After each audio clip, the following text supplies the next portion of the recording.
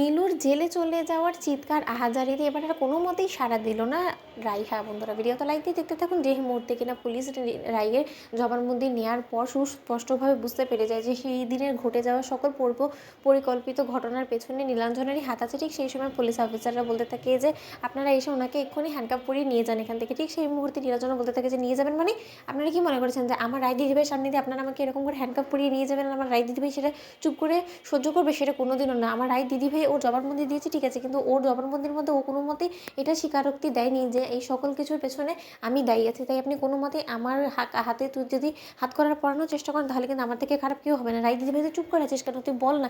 ঠিক সেই সময় রায়কে চিৎকার চেঁচামেচি করে যখন নীলাঞ্জনা বলতে থাকে যে রায় দিদিভাই এরকম অন্যায় অবিচার হচ্ছে আমার সাথে, তার সত্ত্বেও তুই চুপ করে থাকবি এরকম করে? তুই এতটা আমার সাথে অমানবিক আচরণ করতে পারবি? তুই এটা ভুলে যাস না দিদিভাই যে সেই ছোট থেকে তুই আমাকে কোলেপিঠে করে মানুষ করেছিস। দিদিভাই আজকে আমাকে জেলে পৌঁছিয়ে ওরা মারার জন্য নিয়ে যাচ্ছে, আর তুই আমাকে এরকম করে পুলিশের হাতে তুলে দিতে পারবি? ঠিক সেই সময় রায় নীলাঞ্জনাকে সপাটে চড় মেরে বলতে থাকে যে এই চড়টা যদি তোকে আরও আগে মারতাম না তাহলে হয়তো বা তুই দিনকে দিন এরকম করে আরও বেশি বেপরোয়া এবং এত বড় একটা অপরাধীতে পরিণত হতি না।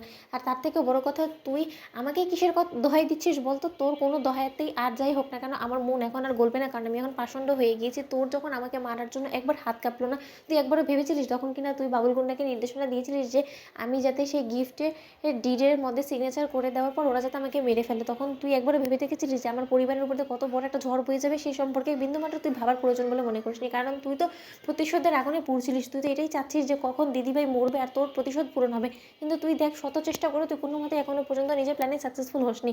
তাই তুই বারবার করে শাস্তির হাত থেকে পার পাওয়ার জন্য আমার কাছে এরকম ভালো মানুষের অভিনয় করিস। আর তারপরে আমিও বোকার মতন তোর উপরে বিশ্বাস করে তোকে বারবার করে ক্ষমা করে দিই, তারপরে তুই নতুন করে আবার চক্রান্ত করে আমাকে বিপদে ফেলার চেষ্টা করিস। কত সহ্য করবো আমি বলতো? আমারও তো হাজারো একটা মন আছে, আমারও তো ইচ্ছে করে কখনো না কখনো যে আমি আমার স্বামীর সংসার সব কিছু নিয়ে সুখী হই।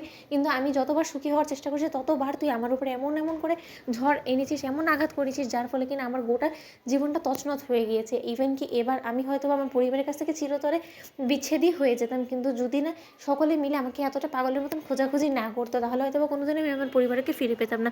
কিন্তু তার বদলে তুই আমার জন্য কী করেছিস বলতো?